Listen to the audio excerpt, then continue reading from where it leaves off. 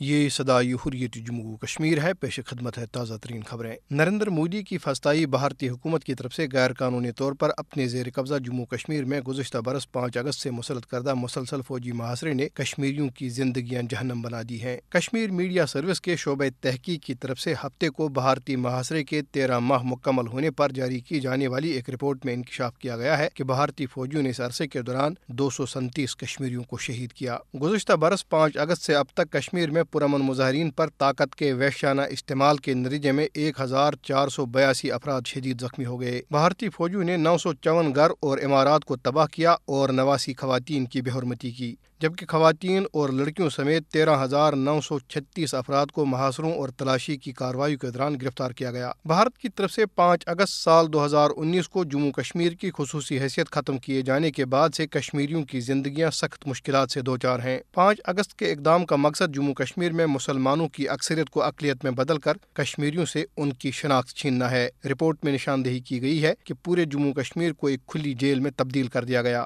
گزشتہ برس 5 اگست سے تیز رفتار 4G موبائل فون سروس پر مسلسل پابندی نے کشمیریوں کو تعلیم، تجارت، طب اور کورونا وائرس کے حوالے سے معلومات کے حصول سے بھی محروم کر رکھا ہے۔ رپورٹ میں کہا گیا ہے کہ نریندر مودی کی فسطائی بھارتی حکومت جموں کشمیر کی مسلم شناخت کو تبدیل کرنے کی کوششوں میں مصروف ہے اور اس مقصد کے لیے ہزاروں بھارتی ہندوؤں کو مقبوضہ علاقے کے ڈومیسائل سرٹیفکیٹس دے رہی ہے۔ بھارت اس لیے جموں کشمیر میں آبادی کا تناسب تبدیل کرنا چاہتا ہے کہ اگر علاقے میں کبھی استصواب رائے کا انعقاد ہو تو اس کے نتائج اس کے حق میں ہوں۔ کشمیری عوام آبادی کے تناسب میں تبدیلی کی بھارتی کوششوں کے خلاف بھرپور مزاحمت کا عزم کیے ہوئے ہیں۔ اس کے ساتھ ہی خبریں ختم ہوئی۔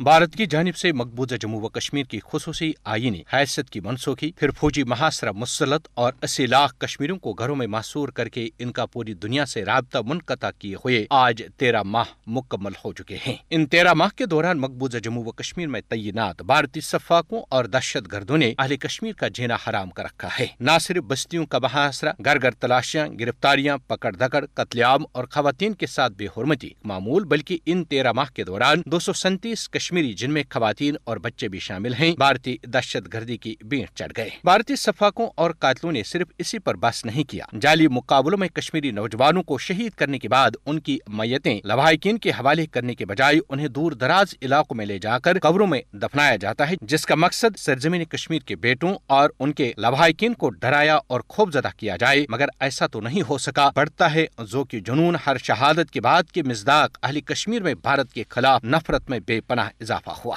مقبوضہ جموں و کشمیر میں بھارتی مظالم اور 80 لاکھ زندہ انسانوں کو ان کی مرضی اور منشا کے برعکس صرف طاقت کی بنیاد پر غلام بنائے رکھنا بھارتی جمہوریت اور سیکولرزم پر ایسے دبے ہیں جنہیں کسی صورت دھویا نہیں جا سکتا۔ ہٹلر ثانی مودی نے ان 13 ماہ کے دوران اپنی مذموم منصوبوں کے تحت 12.5 لاکھ ڈومیسائل جاری کیے ہیں، جن میں بیشتر BJP کے کارکن اور RSS کے گنڈے شامل ہیں، جس کا مقصد مسلم اکثریتی ریاست جموں و کشمیر کی شناخت کو بدلنا ہے۔ عالمی برادری کی خاموشی بذات خود اس کے لیے ایک سوالیہ نشان ہے کہ کیا وہ مقبوضہ جموں و کشمیر میں مودی کے ہاتھوں ایک منظم نسل کشی کا انتظار کر رہی ہے۔